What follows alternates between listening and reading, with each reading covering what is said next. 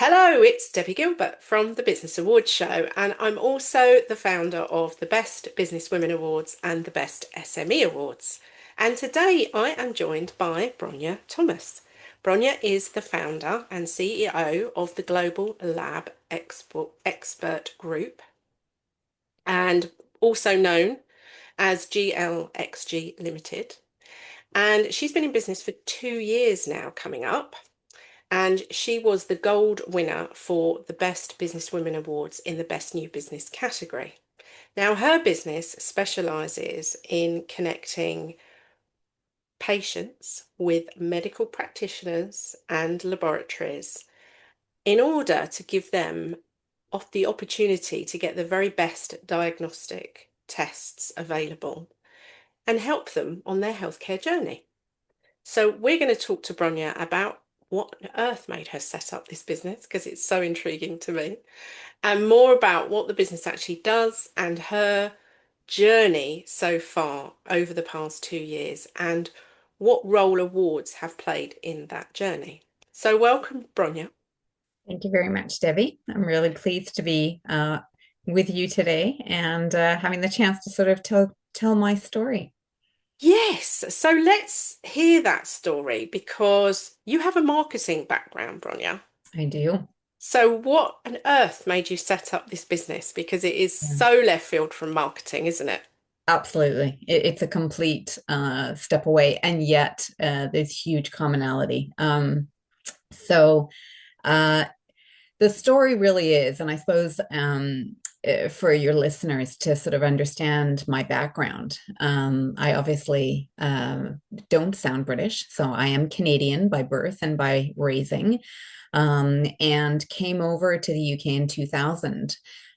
With the intent of landing in London, and which I did, and pursuing a career in marketing communications at advertising. My degree was in marketing communications for business. I also did a couple of side degrees in French and Spanish, so I was, able to speak three languages, and thought London was a really good point to start my career and have the access to Europe and therefore use languages. So that's where it started. And I had a fantastic career. I worked for some of the top world agencies. I worked across international global marketing brands and got put on a plane and flown around the world doing that for 25 years.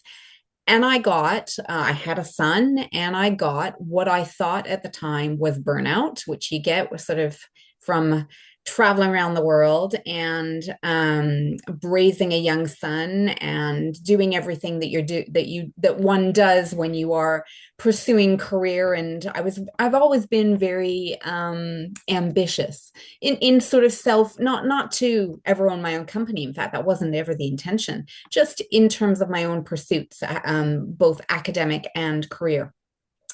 And I became unwell. And I discovered, and through no criticism, I think this is an important caveat to make on this podcast. This is no criticism of the NHS, where I'm based in the UK. If you've got international listeners, it is just healthcare systems around the world have different ways of testing, have different approaches to illness. And if you fit neatly in a box, they can diagnose you. And if you don't fit neatly in a box, there's a lot of questions that are often asked. And so I was passed from specialist to specialist and didn't get anywhere. And what I began was what a lot of people in the UK and around the world do when they don't get the answers they need and they realize something's going on, I started my own research. I've always been a self-starter anyway, and I started my own research.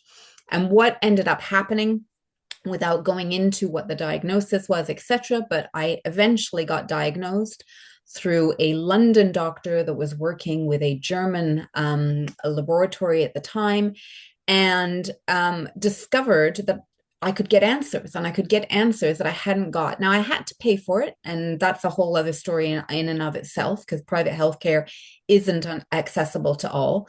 And that's one of the challenges of my business.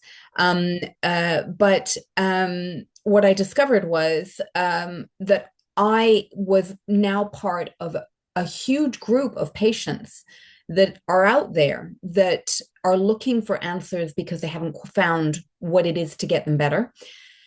And to kind of fast forward, because I would then had to take time out from my work, I then entered, I got treatment in London, but I got international support as well from the various doctors and clinics and laboratories I was working with.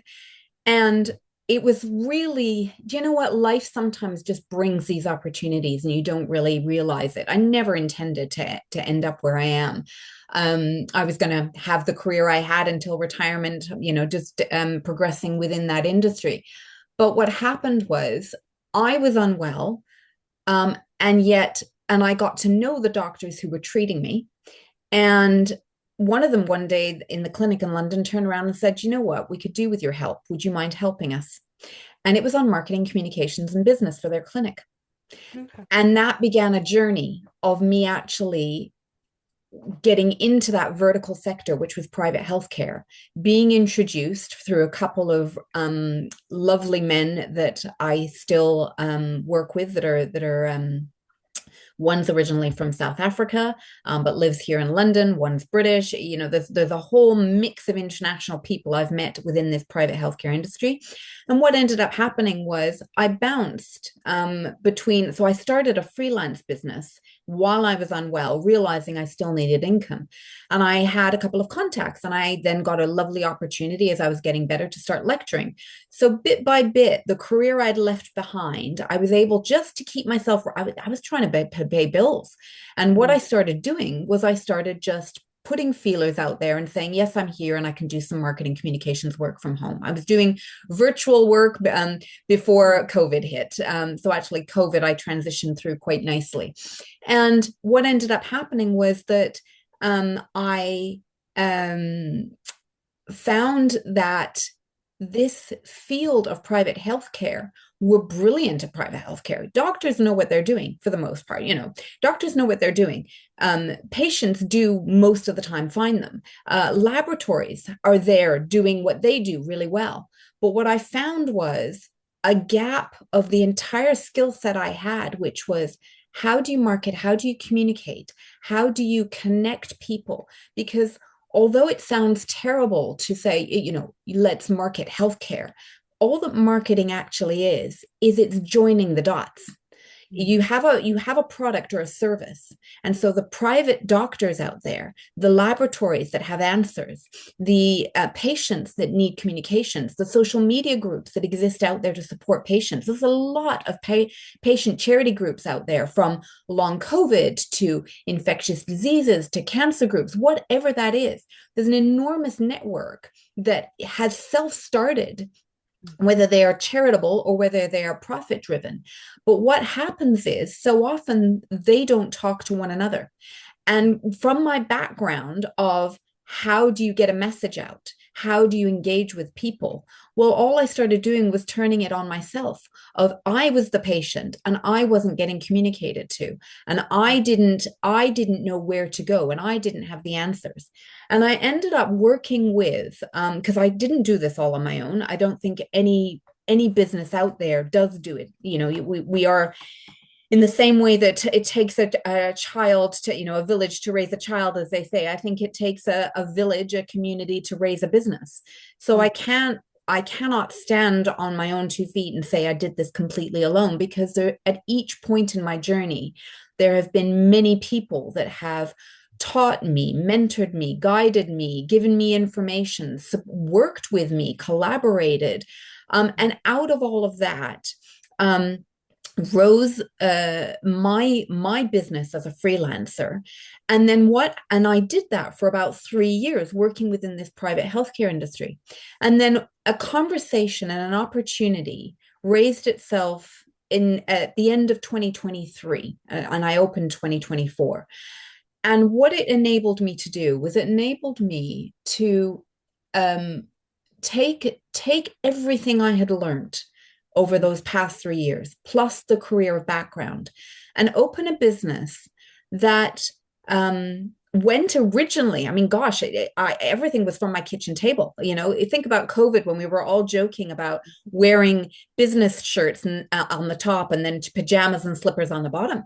I was already doing that and continued it. So I was able from April, it was about April, it was April 1st, 2024 that I officially opened. And I already had a small team of people. They were all part-timers. They were people that I had worked with before. And I was saying to, I've got a great friend, David, who runs his own agency. And I said, can you help me set my website and my URL up? And I had an accountant down the road. And I said, can you help me set my business up from a corporate side? So I didn't do it all on my own. I was reaching out and using the feelers. And I think that's one of the big things that probably any of the listeners or people who own their own business will say is you reach out to those people that are familiar to you and those connections that you have, and you start asking those questions which say, how do I do this? What do I do next? Because I had run businesses. I had been a board director. I had some fantastic roles and privileges in the career I'd had to date. So I had felt fairly senior. But then you get to the point of opening your business, you think, I may be senior, but I have absolutely no idea how to set this business up properly. There's always been a legal department or there's been a finance department. So you learn as you go through force of need and by asking the right questions or until you get the answer you need. And what formed was a business from my kitchen table with remote workers, a couple of them locally here in the UK. Then I met another one through a connection that was in Austria. And she said, well, but I'm in Austria. I said, well, don't worry about it. I actually need a a base in the EU. I also used, we have the everlasting impact of Brexit on business and the challenges that creates. And this business is global that I've set up. So being based in the UK produced other restrictions. And I set up a Portuguese base with a couple of connections there, including a family member who he was actually at the awards event. He's my father. And he had spent a late career in Portugal. So I was able to say, do you have a lawyer? Do you have a finance person out there that I can help set up a business there? So these connections helped form what the business I have today. And the business, as you introduced it, so thank you for that, is really a reflection of everything I learned career-wise, everything I learned while I was getting better on how to resource and find those answers.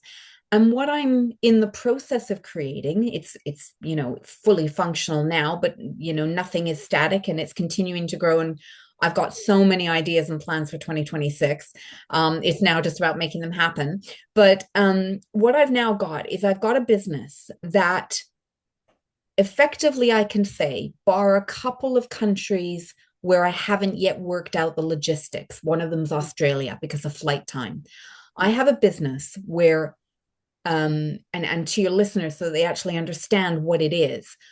I have test kit boxes. This is common. Many labs do this, but I'm trying to do it slightly differently. I have test kit boxes that I hold in various locations in Europe and here in the UK.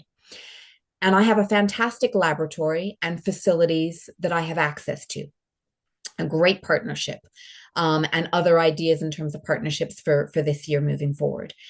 And I have access to all the tests that one could possibly need from a hospital, from a GP, but also the really unusual ones, the infectious diseases, the do I have long COVID, the did the COVID vaccine impact me, the cancers, the heavy metals, the molds, any environmental toxicity. We're looking at microplastics now because we've got that machine coming online this year. So really relevant topical stuff that all of us can relate to. All of us in our lives know or have experienced ourselves illness or somebody unwell with something. And hopefully the healthcare system that you are in, wherever that geography is helping you. But if it doesn't, where do you go? And so what I've got is I've got a lab and a network now where pretty much we can find the test you need. And we're aiming. I only will work, and I've got a vetting process with the top quality, top caliber, etc. In terms of lab and diagnostics, and that's all about something called sensitivity and specificity, which is how accurate your testing is. And we send the test kits around the world, and the patients get them to their home or to their clinic, and then they do the test, and it could be blood, urine, stool, nothing fancy. It's just anything biological. And then it's sent back, and then the results are sent through.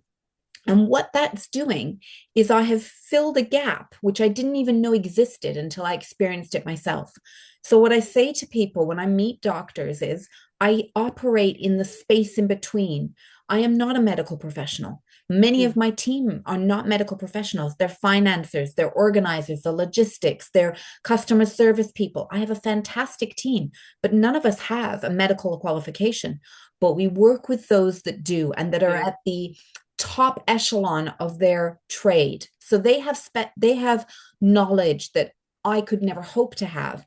But what I've done is I've gone, well, you're a lab and you're amazing, but do you know how to get patients? Because patients are looking for you, but they didn't even know you existed. And doctors are hunting around for tests that to try and find out what's going on with their patients. And sometimes the main testing that they use is inadequate. So how do they find you? So that's the network. It's a connection that I'm creating. And bit by bit, across the world, where we've done Indonesia, we've done Hong Kong, we're doing all over Europe, we do the United States, we've done Canada, we can hit Latin America depending on the country. And so it's a global network of both doctors and patients to find the right test. I think it's amazing. So, just to clarify, if I'm not feeling well and I'm not getting the right advice that's getting me better from my doctor, I can come onto your website Yep. and I can order some tests through your website.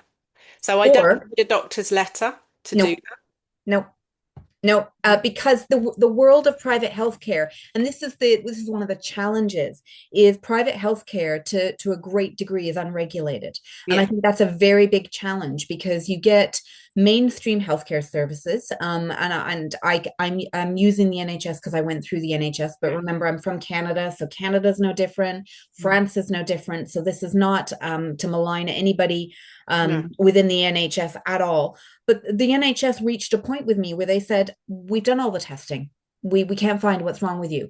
It must be. And they named various conditions and syndromes. But a condition and a syndrome is quite often just a group of symptoms that they can't place an actual diagnosis on. And so they treat the syndrome to make you feel comfortable rather than actually saying what's the root cause and let's get you better. And what I was determined was, what is the root cause? How do I get better? I refuse. This is part of who I am, and is I refuse to accept you've just got to live with pills. Yeah. I know that sometimes happens, but I didn't want that to just be the end. I was in my 40s, and I thought I'm too young to just be on pills for the rest of my life. There's got to be a way to get better. So, yeah, what one thing that everybody has to be cautious of is that vetting process, and that's the challenge. How do you vet? And that's what I'm trying to establish with a group of doctors: is what is the standard? Because the only way a standard is considered a gold standard is if the WHO apply and say this is the gold standard, or if a country itself says, right, the NHS is going to accept these as the correct testing. In the private medical field and the private laboratory field, it then becomes a little bit of a free for all. And that's the concerning thing. So the clinics and the labs I work with are all in their own country, government approved. The laboratory I work is privately owned, but government approved in Germany and other locations. So I think vetting and solidifying your base is incredibly important, because then I can now provide to the doctors and patients the reassurance and say, yeah, if you come to me, I'm not the expert, but what I can do is I connect you. So when you Mm. said, can they just go on the website? Yes, but it's not. I started, and this is the interesting thing, is how business evolves. Is I started as, yes, I'm just customer care and logistics. I'm just posting test kits. But now what I'm doing is, if a patient comes and goes, I don't know what test I need. Mm. That's Yeah. right. I know I'm sick. I've got these symptoms. A friend told me to. I just had this last week over Christmas, and I spoke to this woman over Christmas. And I have to always say, look, I'm not a medical expert. Tell me what's going on, and I will pass that information on to somebody that can help you, which I have. And so we've now got the laboratory and a qualified practitioner supporting this female patient in identifying the tests because I've Hmm. made that connection. And then when she's ready, she will come and she can place the order that she wants. Yeah, that's brilliant. Really, really good. I think it's amazing. And I think, I won't go on about my own personal experience, but I can completely identify because it happened to me about Yep. 15 years ago and I ended up going down the private route Yep. myself, and met with a Belgian doctor actually in London, who did loads of tests that the NHS just either can't afford to do or just weren't prepared to do, Yep. and to get to the root cause of what was going on with me. Um, so I can absolutely see why this is such an important service for people, 100%. And what comes across to me, about you is you're very detailed driven.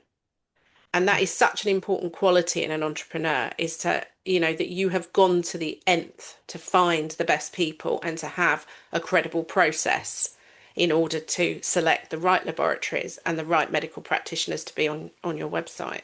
So that doesn't come just like that, does it? I mean, it must have been No, a journey. it is. It is. And this is where, interestingly, going back to your first statement, how do you go from marketing into this Mm, healthcare? What It's very easy to look at marketing, and I've joked about it over the years. Yeah, I work for sort of the coloring in department. We get out our Crayola crayons and we create a logo. That really is the end bit. It's a little bit like the icing on the cake. What marketing is actually about is understanding your audience, mm, understanding all of that data, whatever that data is that a company has, and I lecture in this topic at university, and so you get a camp of cynical students every year that go, yeah, yeah, you're just trying to sell me stuff. But if you actually look at everything in the world, we need information. If you're going to go buy a new car, you want that brochure, you want that website to tell you the specification of the car so that you can make an informed decision. And so we've all, or most of us listening, will have purchased a car, and we will know that important decision into our lives. Yes, sometimes it comes down to the aesthetic. What color? Do we like the style? Do we like its feel? Absolutely. But it also comes down to mileage and fuel economy, and do we want electric or not? And all of those decisions. And you can only make those decisions if you're given the right information. And I think, yeah, this detail, it comes from my background. mm. I there Marketing is a very big sweeping statement. It's a bit like saying you're a chef. Well, you can be many different types of chef, or a car. You can have many different types of car, and the aspect of marketing I was involved with was the very business marketing communications. So how do you communicate complex information in a simple way? And so yes, I probably was attracted to that industry because I'm detail. But what I like doing is telling a story. And the telling of a story then comes out, hopefully, and there are many improvements I still want to make to website and communications that I'm doing, but it is about storytelling, so that then I don't ever want anybody, whether it's a clinic or a patient, to feel like they've been sold to. I want them to feel like they've been supported. And that support quite often ends up being free advice. So I've spoken to many people before, and I've said, maybe this isn't the right, maybe you should be going down this route first. And I think this is where it's interesting, the role I'm playing with my team. And I have to give credit to the team, because I've got people on the front line, even as we're recording this episode right now, answering emails, helping people, helping clinics, etc. And all of it is about signposting. That's what we're doing. So we're signposting, but what I'm discovering out of that is that doctors are saying, well, can you recommend me another doctor I could talk to? So we're now recommending to doctors. There are some very interesting, there's people saying, well, can I have some training in this area? So heavy metals, and mold and toxicity is a big topic in today. We're realizing how toxic our bodies are. but there's not a lot of practitioners out there who understand that. So if they get test results or they suspect that, how do they understand it and then help their patient? So I'm now putting in some training programs for doctors. And who would have thought that I'm, this is what's fascinating is I'm now developing training programs for doctors because I'm not qualified, but I hold more information than they do by connecting the right people to them to train them. So it's a very, very interesting journey I'm on, and I'm loving it. Yeah, Amazing. It's like there's lots of ideas sprouting as you go along. yeah, So AI is impacting every industry.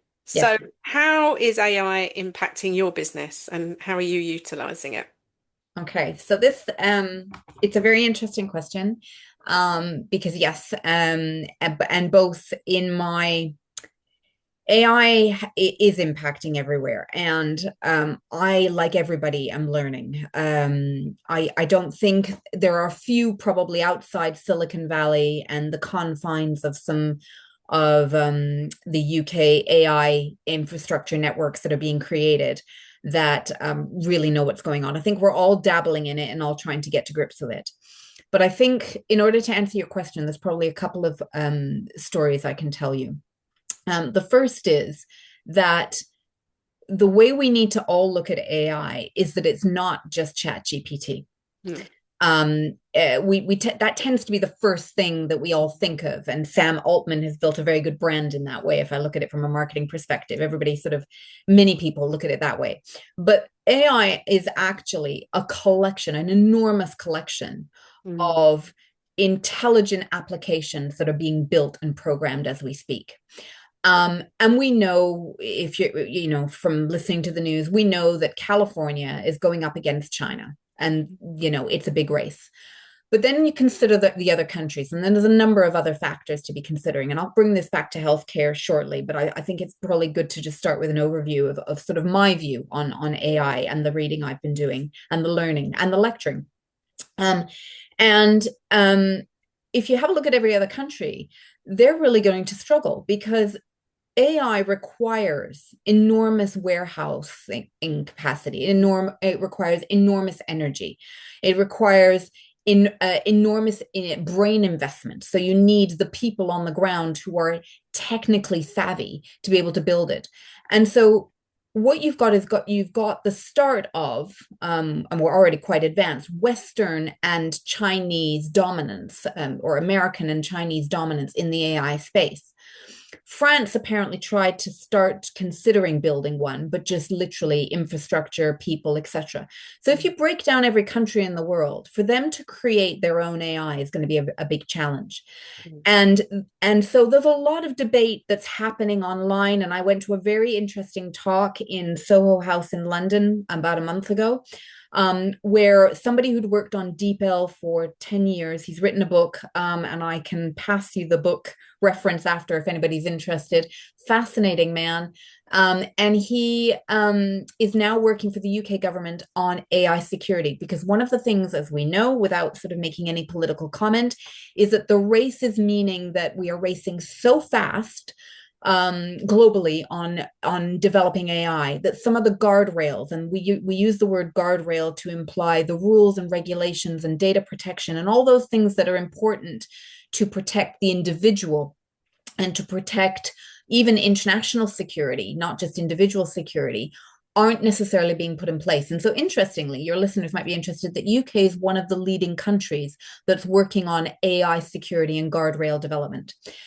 Now, where this plays into healthcare is it's a very interesting challenge. And I actually have some friends, literally, they are coffee friends who work within the NHS.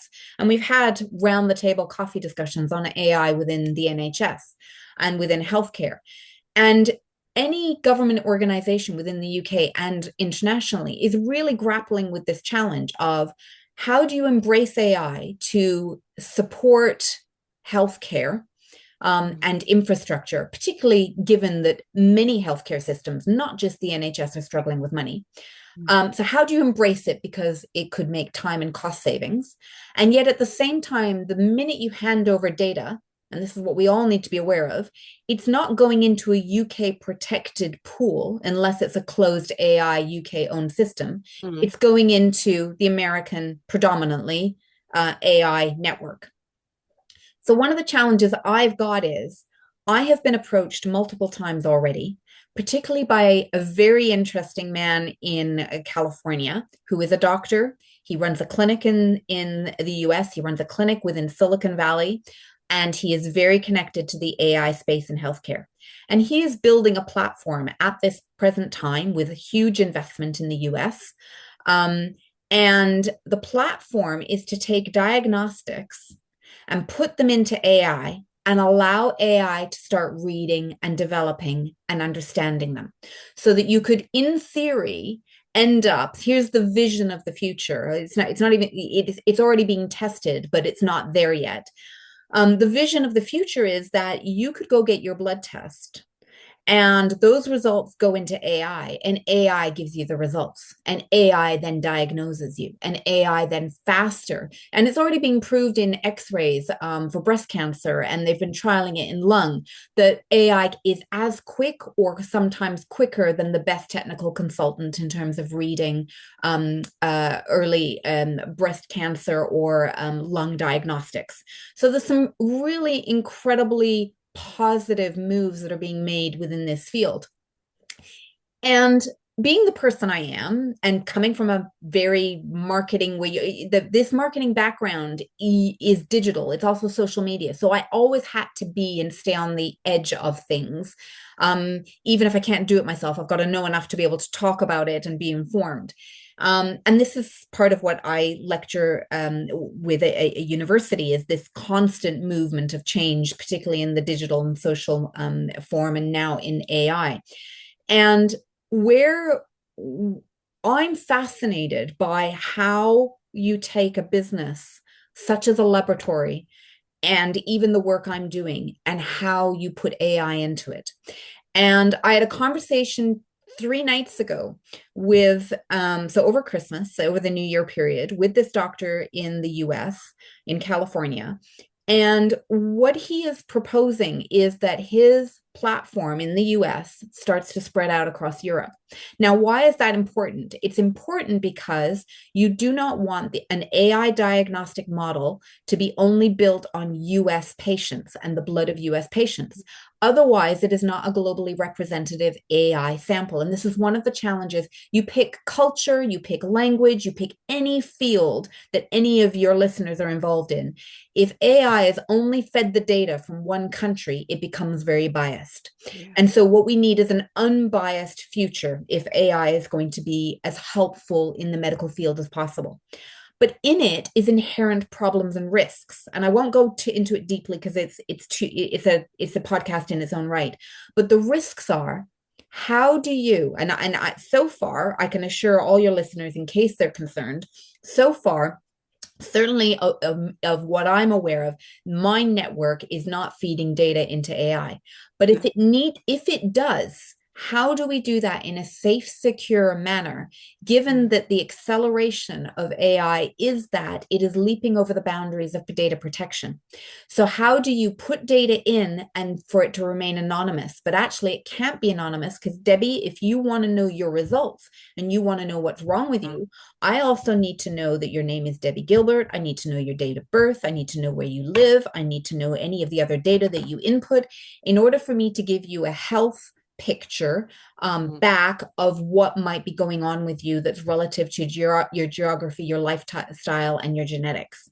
So as soon as you start getting into blood, genetics, lifestyle, etc., you're crossing all sorts of data boundaries that for the EU, particularly for many, many decades, has been very vigilant about protecting. And yet, if we don't cross that boundary, then what we end up is with an AI medical software tool that is, and I'm not saying we, meaning GLXG, I mean globally, we end up with a tool or access that is very limited. So I'm having some very interesting conversations. I've got some more this year because what I have come onto the radar, which is really exciting for me. I've come onto the radar with the laboratory and the people I'm working with, and California would like to work with us, which is amazing. I mean, that statement alone is fantastic. I would have never said this a year ago, but how do we do it in a safe, responsible way? Because I've also invested tens of thousands of pounds over the past couple of years in protecting every patient data to the highest possible security. Mm. So this, yeah, that's where we're at with the AI. It is on the cusp of, and I think by 2027 I will have many more answers. 2026 is a year of discovery. Yeah, amazing. I mean, it's just a minefield, isn't it? Let's be honest. It It is is. It incredible. is. So let's talk about awards. So, Okay. you won the Gold Award for Best New Business, which is quite a coveted title. We get a lot of entries for that category. Yeah. I And saw there were a lot. Yeah. yeah, and we don't shortlist that many people. I think there were about 8 or 9 of you that got shortlisted out of hundreds, literally hundreds of entries. It's one of our biggest categories, new business. And I think it's because people recognize the fact that winning an award quite early on can be quite important in the development of a business. So tell me what made you enter, what was your thought process, and how you found the whole experience. Okay. So I absolutely take responsibility for instigating it. But I then fully 100% blame my team, but thank them for what then happened. So coming from the background that I have, I know that storytelling is so important to communicate who you are and what you do. And for clients I've worked with over the years, entering awards was always a big part of what we did every year to promote ourselves. So, to any business out there that hasn't entered awards before, I would say don't shy away from them from a lack of confidence or feeling like you aren't good enough, etc. Because all that an award is telling a story, Mm, and it's telling your story. And why it's important to tell your story is all the advertising in the world. I could spend money every day of every week putting up social media ads, printed ads, advertising all over the place. And yes, I would probably get some impact and business back. And that's how brands do it. That's why we see adverts everywhere, because they say we need to be seen, and they do. But more impactful is you only see the advert if you actually understand what the story is, or you get converted if you understand who they are and what they do. And so I turned to my team and I said, you know what? We have got this really cool story to tell. Let's go and start to enter some awards. And my plan was, if I'm completely honest, to enter maybe 3 or 4, thinking, you know what? Even if we get shortlisted, mm, or long listed, we don't even have to be a finalist. We don't have to win. We will have enough. And I think that's the other thing is, even if you don't win, there is still a story that you entered, that you had a story to tell, that you got nominated or you were finalist, etc. And so we were going to enter a lot, but we actually got busy. I'll be honest. We got busy and we had to prioritize. And I will say we prioritized your entry. We felt that it was the one that seemed to have the best caliber of status, that you had the most recognition within the field. And so, kudos to you in terms of the story that you told, and the promotion that you do. Is we were attracted to your award category in terms of time investment, because it takes a lot of time yeah. to write an award Okay. entry. It's a job in and of itself. And so we had to make some choices. So we shed a couple, which I won't name. Maybe one day we will approach those again. But we chose yours. And at that point, there were many categories that we could have gone into. There were maybe 3 or 4, let's say. And this is the point where I blame my team. I didn't realize that what the team were entering was that particular category. So I helped write the entry, but then I have a wonderful team of 3 people, all have different roles, but they all have some writing ability. And we pulled it together, and I proofed it, and we submitted it. And I said, yes, that story matches. And of course, as you know, we have to submit our finance. And so we submitted the numbers. And when we found out we were nominated as a finalist, even that, I can't tell you the genuine surprise.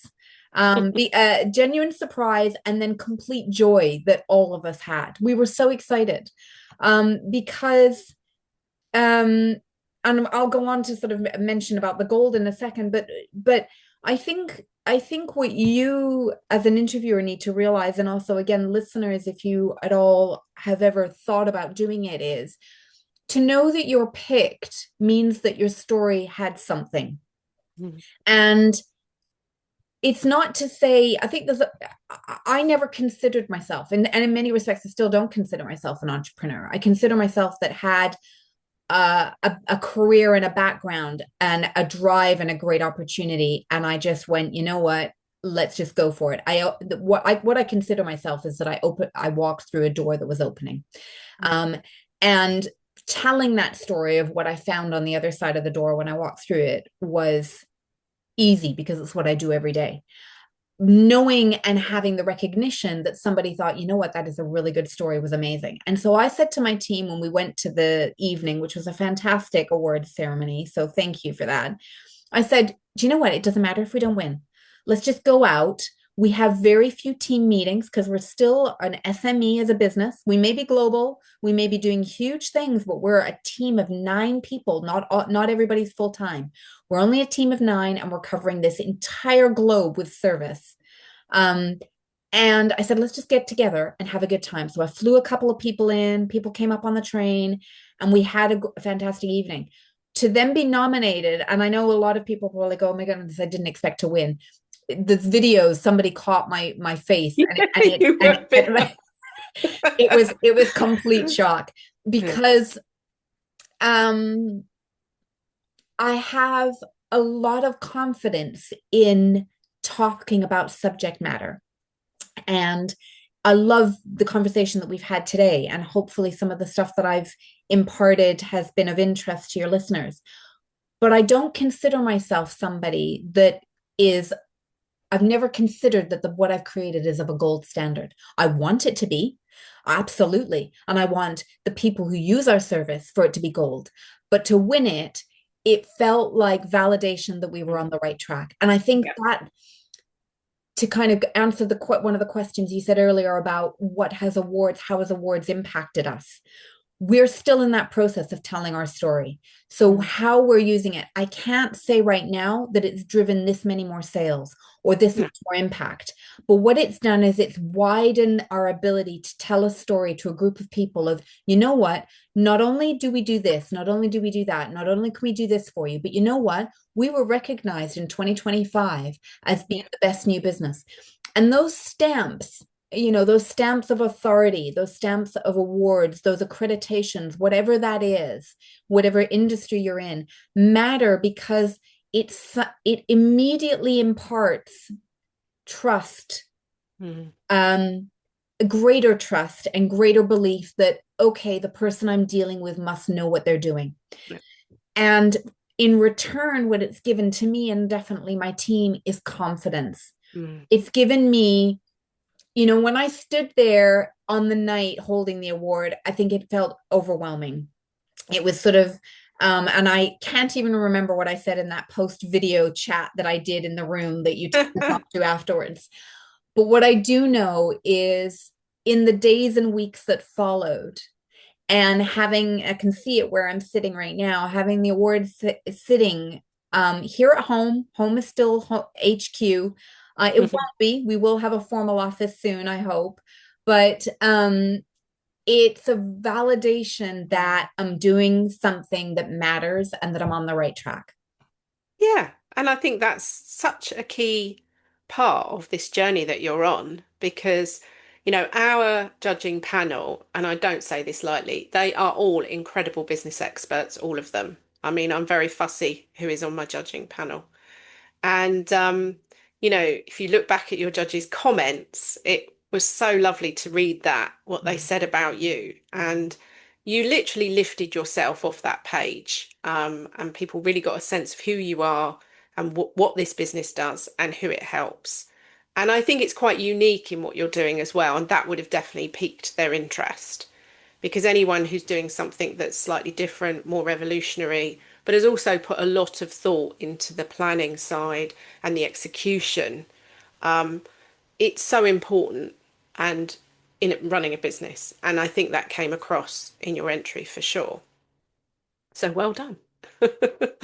Thank you. So let's finish off by just talking around those challenges that you may have had over the last couple of years. And I'm sure there's been many trials and tribulations, wins, and lots of lovely things as well. But maybe share one or two things with our listeners who also may be on that early stage journey of, a bit of advice to what you think could have helped you had you heard that advice a couple of years ago. Um, yeah, okay. Lots of things come to mind. So let's see if I can prioritize. I think the number one thing that I've learned, um, and again, part of this is my training of decades having to work with many clients and move to their moving deadlines and whims. When you're in a service industry, you have to, and I'm talking about my previous career, you have to be responsive to the customer. And without realizing it, I carried that through. But what I've learned, if I look back, and I've spent time over Christmas, here we are, first day back for many, many people today, with the new year. And I think what I've reflected on over the Christmas period is flexibility. So that's the first word I would say is flexibility. You may start out with an idea of what you want your business to be, and I did. Um, but be prepared that it won't look the same in a year's time or 2 years time or 3 years time. And the reason for that, the only reason, and I think that's the way to survival in those early years. They always talk about the first 2 to 5 years being really challenging for any new business. And I think it's because you're finding your feet. You might start with a great idea, or you might start with, let's be really fundamentally basic. I started doing this to pay the mortgage, keep the roof over my head, etc. It was an opportunity, but it was also an opportunity. It was an opportunity in business, but it was also an opportunity to pay bills, to keep paying bills. So wherever you start, whatever your starting point is, whether you have money or whether you don't, whether you're doing it to pay bills or whether you're doing it because you want to change in direction, be flexible, be willing to change, be open to those new ideas, be aware that the world is ever changing. And I think we all know that. We all can turn on the news and we can see what's going on politically in terms of geopolitics, what's happening in terms of the tech space, like we've just been talking about AI. But unless you keep aware of what's going on and its impact on business, you will suffer. They often talk about the biggest businesses, and we can name some in the UK that have gone down over the past decade. The number one cited reason, often why they go under, other than financial mismanagement, is that they didn't stay abreast of what customers wanted. And if you don't stay abreast, so that would be is stay topical, stay relevant, and don't be afraid of that technological change. We're all facing it. We're all, I'm opening up the computer every day and I'm seeing new stuff happening with AI and what can be done, and I'm having to manage it even within my team. How much content do I let the team write and then put through AI, and how much do I say I will not allow that? So a lot of what we do is still 100% personal, and there's only a very little bit that sometimes I say, yeah, you can kind of round this using a chat GPT or a cloud.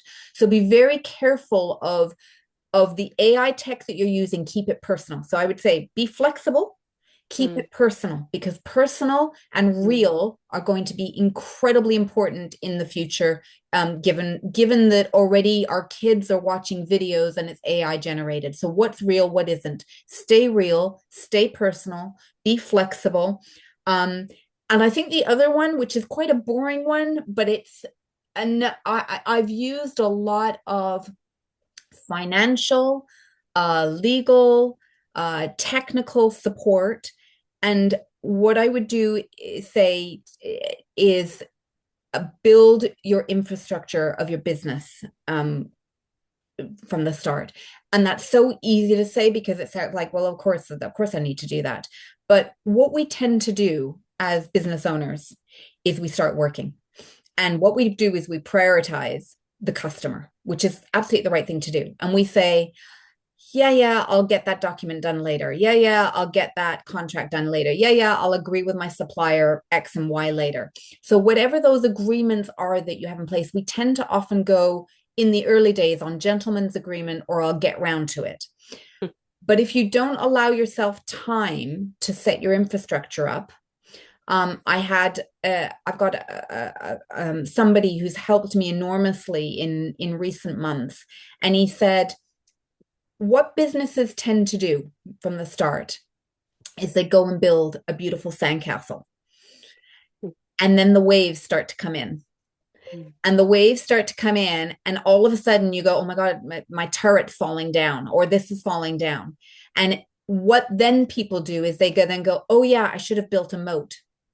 I should have built a moat and I should have built, and you think about those childhood building as the sea's coming in, what we tend to build to protect that sandcastle as long as we can. So, what I would say to anybody listening as well is if you haven't built all those bits that make your moat, make that one of your priorities for 2026 because it's about scheduling the time to do it. I have to do that because I do tend to leave it otherwise. I schedule the time, and I think that's the other learning. So flexibility, personal, um, being open to change, and building that moat in terms of infrastructure to protect you. I love the sandcastle analogy. I think it's great. I will remember that. That's Well, really it's good. borrowed. It's borrowed from somebody Yeah, so credit that's- yeah. to him, but it's a good one. I like it as well. I think you've shared some really good advice there. So we will round our discussion off today with that. And I just want to thank you for your time today and for everything you've shared. You've shared a lot of information that I know our listeners will um, glean some great tips and details from. So, if you've listened to today's episode, we will make sure that Bronia's details are in the show notes, including her website, and I'll get her to send me the details of the book that she mentioned, and we'll put that into the show notes as well. Bronia, I am sure we're going to be seeing you win many more awards in the future, and well done for what you've already accomplished, and I wish you every success on your business journey. Thank you. Thank you, Debbie. It's been an absolute pleasure. Thank you. Thank you.